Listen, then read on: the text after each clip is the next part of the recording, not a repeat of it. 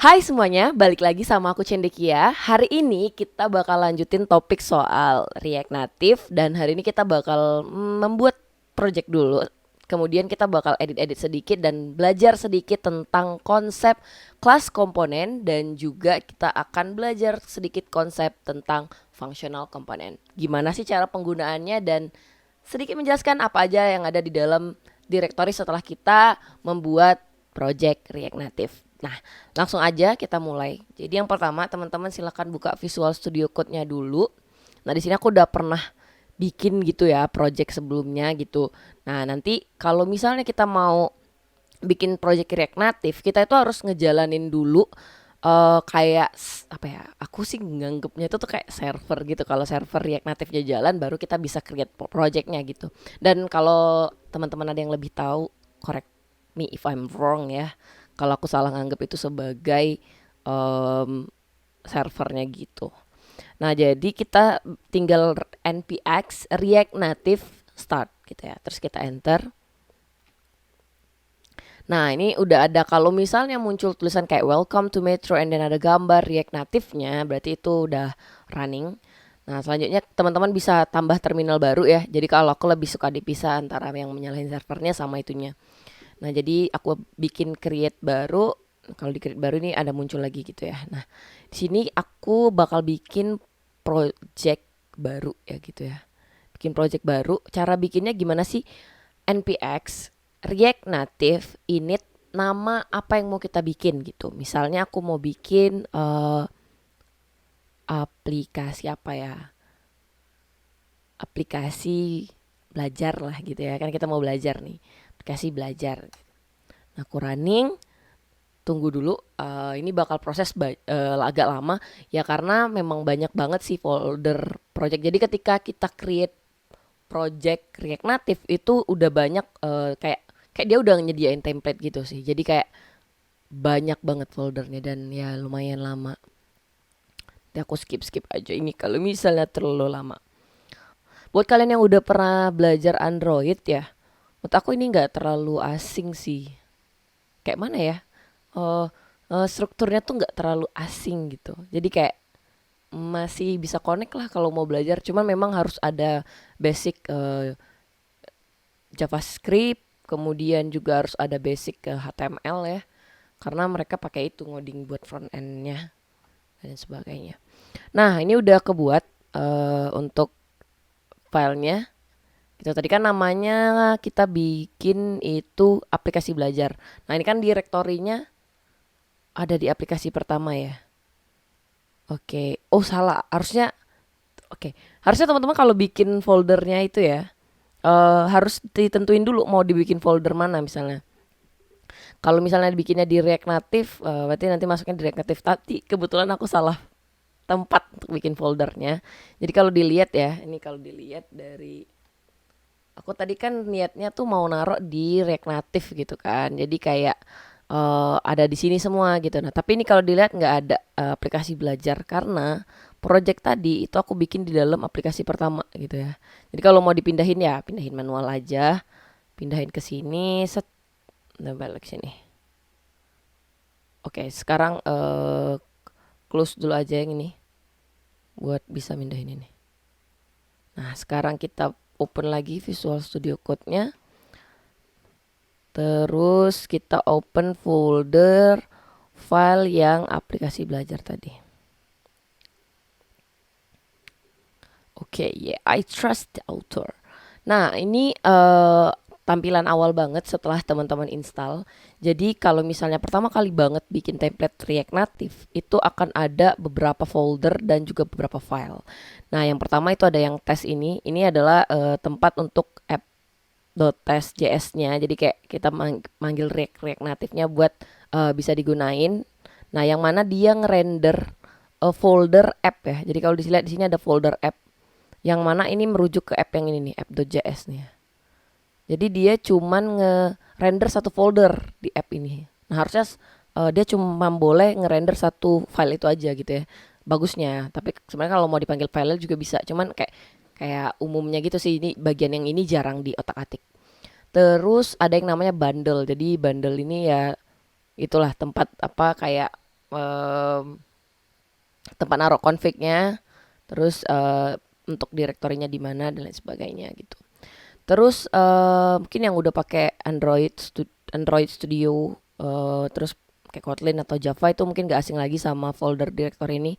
Ada Gradle untuk nyimpen dependencies, kemudian app gitu ya, dan lain sebagainya. Ini settingan Android banget sih menurut aku. Terus ini nggak perlu bingung, gak usah diatak-atik kalau misalnya bingung.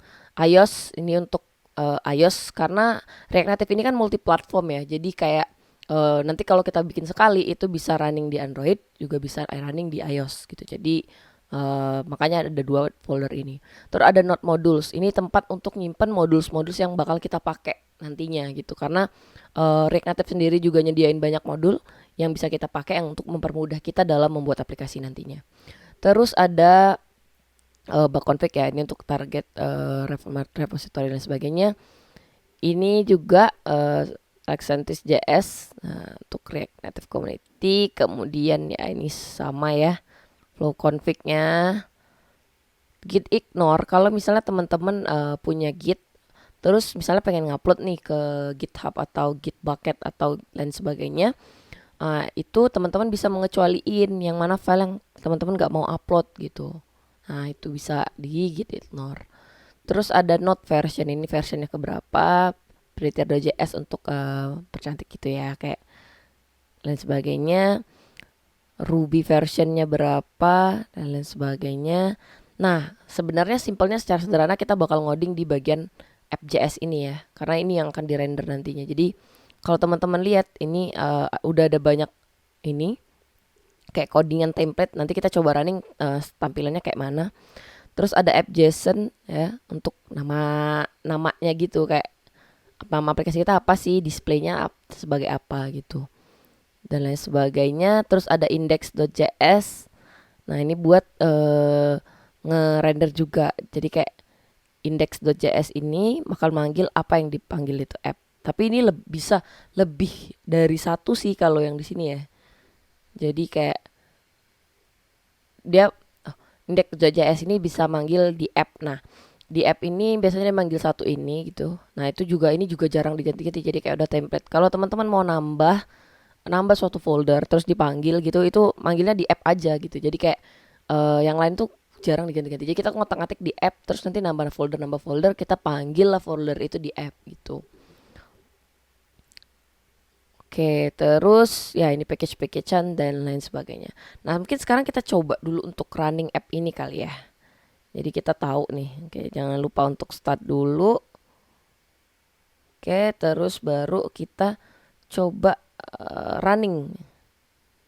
Ya, kita coba running React Native run Android ya. Jadi kita buat manggil emulatornya. Oke, ini loading. Ini aku bekas project sebelumnya. Ini masih loading, jadi dia nunggu instalasinya dulu.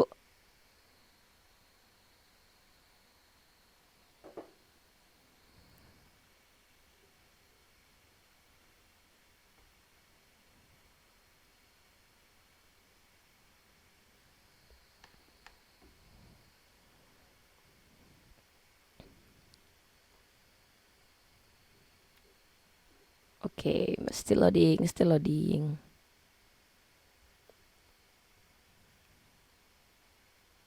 Oke, done. Oke, ini bundlingnya udah. Let's go. Woo. Nggak jelas. ah. Oke. Just welcome to React Native. Jadi kayak template awal banget kalau teman-teman belajar React Native. Ini juga bisa scrolling ya. Kenapa bisa scrolling ya? Kalau kita lihat balik lagi di app-nya tadi ya. Nah, ini di codingan ini. Itu di section ini dia di wrap sama scroll view gitu. Jadi dia bisa di scrolling. Wah, mirip banget sih menurut gue sama Android ya. Dan yang gue suka dari React Native ya, mungkin kalau teman-teman ya mungkin gue bisa split nggak ya? Gue bisa split kali ya. Gue pengen split deh. Nah ini yang gue suka banget dari React Native. Jadi React Native itu super fast, gila. Gila, itu bener banget sih. Nih ya, coba gue hapus ini ya. Gue hapus section ini. Jadi gue bakal sisain cuman section step 1 sama tulisan welcome to React Native. Dan gue hapus. Oke. Gue hapus nih. Terus gue control save. Magic bro. Gila dia langsung update. Nah itu sih bedanya React Native sama yang lain-lainnya. Ya mungkin sederhana banget sih. Cuma gue excited banget waktu pertama kali lihat compilingnya atau kayak update setelah di save-nya itu cepet banget. Jadi kayak no wasting time buat nungguin dia nge-compile atau dia nge-building lagi projectnya setelah diedit-edit. Nah itu sih enaknya React Native. Mungkin itu dulu aja ya kali hari ini. Kayaknya too much deh, lebih dari 10 menit. Gue gak mau jadi jenuh. Mungkin itu aja. Semoga bermanfaat. Next baru kita otak-atik isinya. Silahkan dihapus aja semuanya ini ya. Dari ini ya sampai. Nah, oke, udah kosong. Ya, sampai berjumpa minggu depan. Bye-bye. Semoga bermanfaat. See you in the next video. Assalamualaikum warahmatullahi wabarakatuh.